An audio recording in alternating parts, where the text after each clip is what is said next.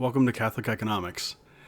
Today's going to be a little different. I want to talk about a subject that someone in the YouTube comments requested last week, which is Scottish social credit. So I'm going to talk about that here in a minute. Before that, I want to do something I normally do, kind of reviewing economic data or economic events in the recent past. And so this is a little bit older, but if you remember back to, say, the 31st of July and then leading into early August, and we had a pretty significant correction, and I'm just looking at the Dow Jones Industrial Average just as a as an example here. But the close of the Dow Jones on July 31st was 40,842, and then by August 5th, it was 38,703, which is a pretty steep drop. So, 2,000 points lost in that time period over those few days. And since then, it has recovered, and this is kind of in this is as of the close on the 9th. It's at 39,497. So still has not, it hasn't recovered back to where it was on the 31st. And so, you might call this a correction. You might call it a pretty significant correction. I think it's a pretty significant correction over that short of a period of time. We're talking a week and a half. And this was really the only news that I thought was worth talking about, just this big stock market correction. And I guess I can talk about something that I posted on the Bird website on Twitter from the Institute's, the Leonine Institute's Twitter page. And this was just kind of comparing stock market growth, depending on the index you look at. But I use the Dow from January of 2017 to January of 2021. And then from January 2021 to today. And so, you can you can take from that what you will as far as what I'm trying to get at there using those time frames. But essentially, if you just look at the Dow over that time period, the Dow rose 11,361 points from January 20th of 2017 to January 19th of 2021. And that's a very tremendous increase. That's 10.89 points a day on average. But then if you compare January 20th to August 5th, it was only 7,427 points. So over almost the same period of time, you have essentially something like 2/3 of the growth.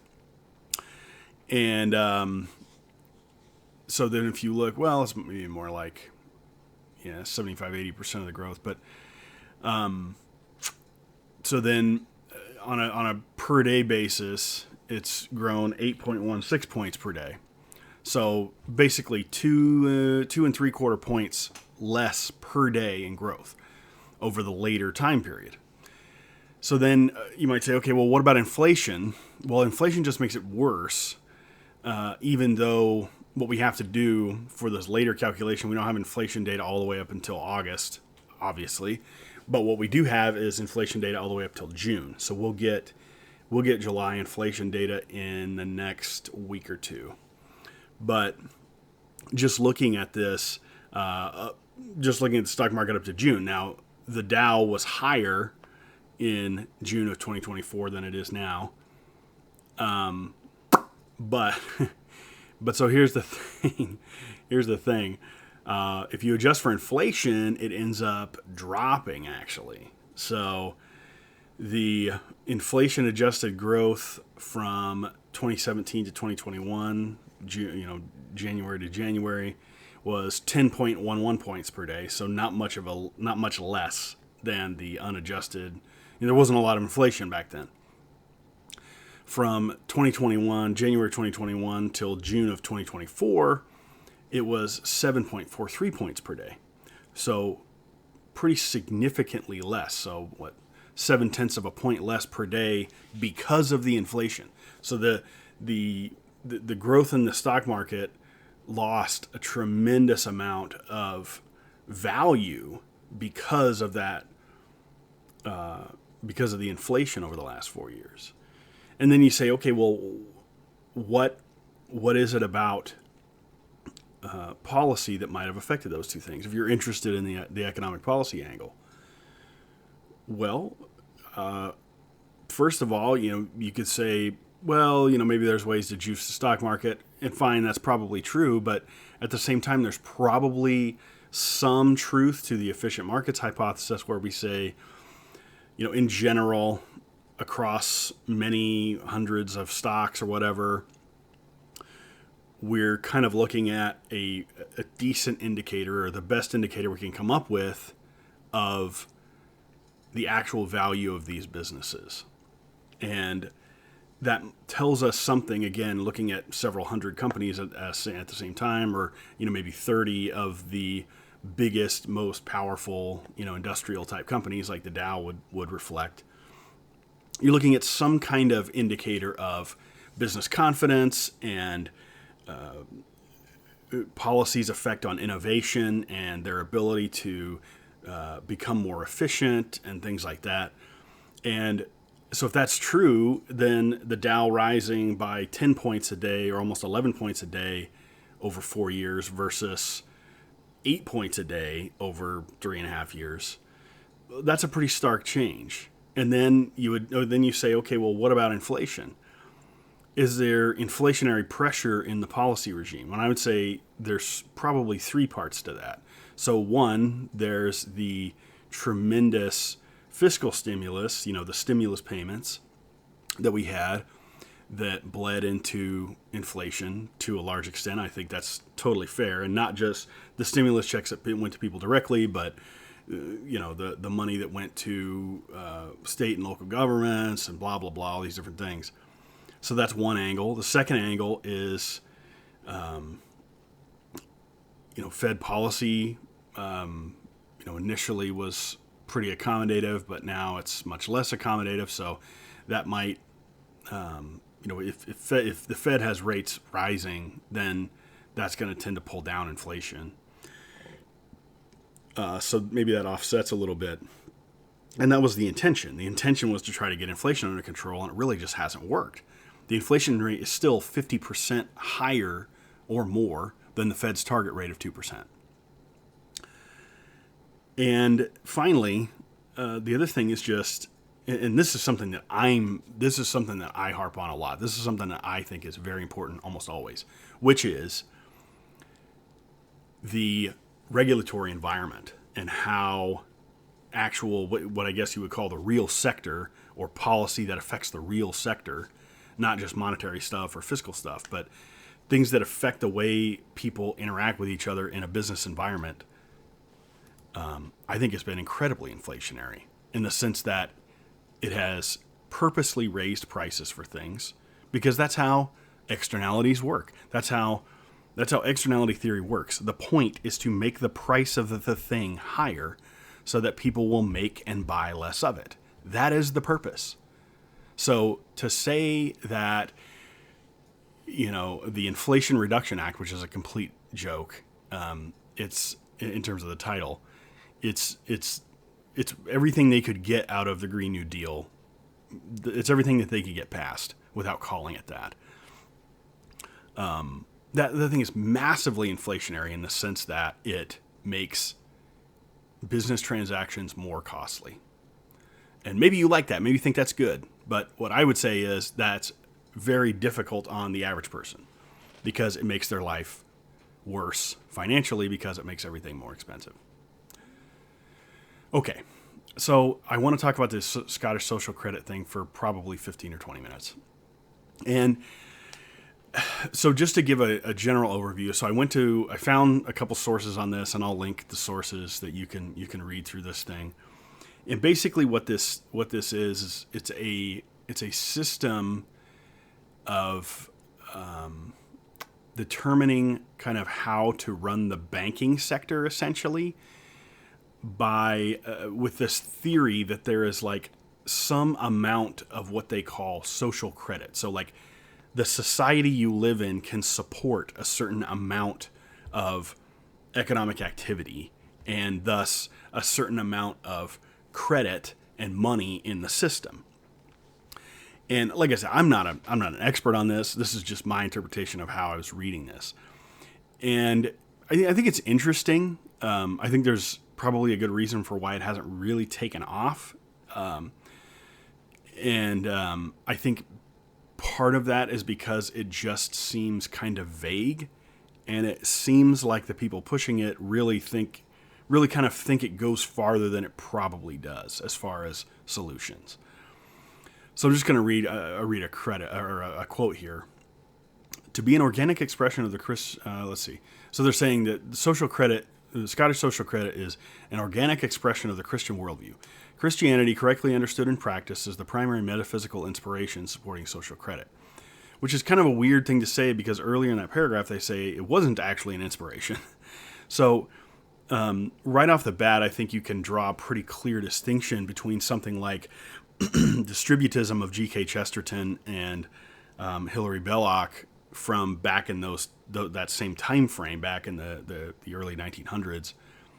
I think you can draw a pretty stark contrast there because Belloc and Chesterton were definitely pulling from concrete documents and teachings from the Catholic Church to inform their perception to build this idea of distributism, versus the Scottish social credit just seems to be an idea that seems to jive with a certain perception of Christianity. And so this is another so one of the problems I have with it is that it seems almost utopian. Like it's like if we get this one thing right, if we get the amount of money and credit in the economy right, then all of this stuff is fixed. So I'm going to take a quote from this website. In sober truth, there is in the modern industrialized world no good reason for poverty, or for a policy of full employment with its consequent lack of leisure, or for inflation, or for alternating cycles of boom and bust, or for economic waste and sabotage, or for inhuman financial pressures, or for personal indebtedness, or for chronic public debts, or for high levels and or unjustifiable forms of taxation, or for social turmoil, or for cultural decay. Wow. Or for the forced economically induced migration of persons from their native lands, or for environmental degradation, or for international economic war and political conflict, culminating in that form of collective insanity, otherwise known as war. To me, this just reeks of like industrial socialism. It's this utopianism, right? It's this idea that all of these problems can be fixed if we just get social credit right, if we just get the amount of money and credit in the economy right. And I'm going to link a YouTube channel that's got a bunch of videos on this. Like it's like they cover every little topic. And I just think, again, it's like war. I mean, there are as many different reasons for wars to start as there are wars. You can't boil it all down to essentially financial and trade-based conflict, which is what they talk about. They talk about trade. It's like, well, if you have trade imbalances, then you're going to have war. And it's like, so then if we fix the trade imbalances, then we fix the wars. And it's like, I don't think that's true. First of all, and there's two pieces to this. So pick any of the sort of fixes that they're talking about here. And just, okay, well, first of all, you can't just say, since we have this theory, we can get the amount of money and credit right. That doesn't follow. You have to run that through a political system. And the political system itself is going to have a lot of play in it, in the sense that there is not going to be the right amount, whatever the right amount is. There is not going to be the right amount of money and credit.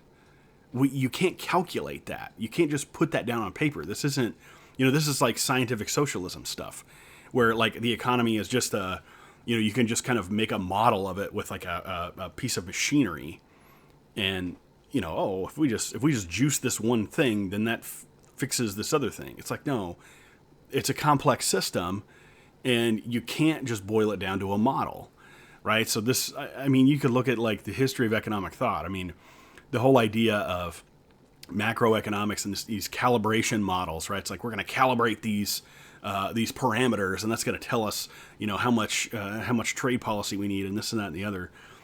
I just think the whole framing of it is just silly because it doesn't. It very much takes that kind of scientific socialism or kind of mechanistic macroeconomics or whatever you want to call it. I mean, these are all variations on a theme in a sense. It doesn't work that way. And the other thing that I think it doesn't take into account, at least from my reading of this document, is that it doesn't take into account the public choice critique. So public choice economics is a field of econ that I think really only gets paid attention to by certain groups of people. And one of those groups happens to be libertarians. But anyway, the point is just like, just because you can come up with a solution on paper, it doesn't mean that the political system isn't going to have some kind of a negative impact on how you're trying to implement that theory or implement that solution that you've devised. And so the thing is, it's not going to work that way. You're not going to be able to just take this solution you have on paper and create perfection out of it. Or, and if not perfection, then create a system that is close enough that it solves all these problems. So, no, just because we have a modern industrialized world, and now I would say post-industrial world, doesn't mean that if you get this one thing right, we're going to fix all these problems. So let's see.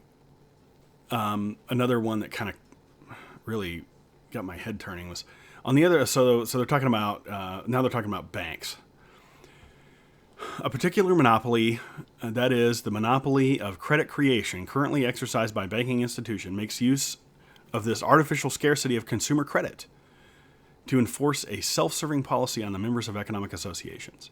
They relieve the lack of consumer credit, chiefly by issuing loans, but only on asymmetrical terms that transfer purchasing power, property, and control over the money of the economic policy of governments, businesses, and individuals to themselves. So essentially, this is like there's this banking cartel that runs everything, and they have artificial scarcity of credit. And I mean, I don't think that passes muster. I don't think the last 20 years you can say we've had a scarcity of credit. Now, I mean, this is just kind of an interesting. There's so many just so stories in here that just kind of bugs me. So they're saying, well, they only loosen the credit up through loans, and those loans are self-serving because, they really only benefit this cartel. They don't benefit, the governments and the people themselves. And it's like, well, doesn't the banking cartel and the government have a lot in common? Don't they work together? I think the growth of central governments or federal, our federal government here in the U.S. over the last 50 years certainly coincides to a large degree with the way the Federal Reserve or central banks in the cases of other countries has worked. So this idea that there's some kind of juxtaposition between governments themselves and the banking cartel, whatever you want to call that, the central bank, is just silly. I don't think they're separated in that sense. And so I guess what they're arguing is that there's not enough credit. But then it's interesting. So they talk about this idea of they talk about this idea of fixing the environment with this.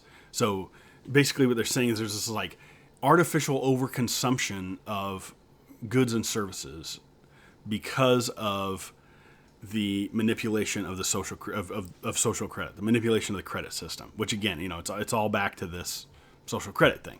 It's all about the amount of money, the amount of credit in the economy. And so it's funny that they're saying we don't have enough credit, but then if we had more credit, then people would consume less, and somehow we would use less oil and gas or whatever that they're worried about. To me, that's really strange. It's totally contradictory. And in the video, there's a video about it. In the video, they're like, oh, if there was more credit, then people would be able to afford more locally produced things and And it's like, okay, well, fine. But are the locally produced things actually using fewer resources? on like a per unit basis, are you, if you make XYZ product locally, is that is that local production necessarily conserving of quote unquote non-renewable resources? I think that's an open question. I don't think it's exactly clear. Okay, yeah, we ship things around the world on giant container ships that burn bunker, really heavy oil distillate. But that doesn't mean that if you took that away and you made everything locally, that we would then use less of those resources. I don't think that's the case. So I think there's also something in here, the Jevons paradox, to look up. It's like, yeah, it might appear that we're using more than we would have, because when we make things more efficient, we use more of it. So we've made oil and gas production so efficient that we end up using more of it. But the reason why it's more efficient and the cost is lower now is because there's so much more of it than we thought.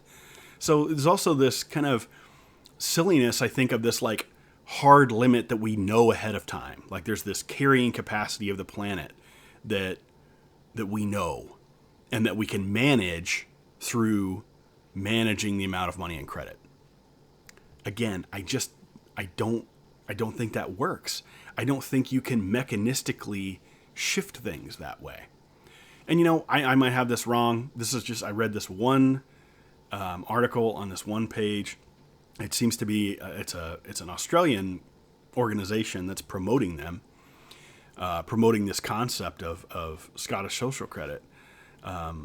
But again, I think it's one of these things where if you're going to have a system like this that's very mechanistic, and you're going to make these super wild claims, like all these problems are going to be solved if we get this one thing right, I think there's a really, really super high bar for that, and I haven't seen enough of an argument to really make that exactly clear in this document. So if you're a big fan of Scottish social credit and you're not happy with me kind of my treatment of this, point me to something more, I guess, robust that really fleshes out the sort of technical economic aspects of this, and maybe I can do a deeper dive in the future. But there were some things that just kind of hit me, and I'm like, man, this doesn't look right. Because I would say, distributism, on the other hand, I don't think my reading of guys like Belloc and Chesterton was much more limited in what they thought could be solved. It was much more like, hey, this is how we can kind of push things in the right direction. We need to focus more on how people should live, and not so much on just economic progress and innovation for its own sake. And so I'm more amenable to that, because I think that's kind of where we can actually go in practical reality, as far as improving the lives of normal people and improving institutional quality and policy. So thanks for listening. Leave a comment or send me an email, lrussell@leoinstitute.org, if you want to talk to me, if you want to comment, or suggestion for a future episode. So the next one will probably be more kind of current economic data related, but we'll see. Thanks for listening.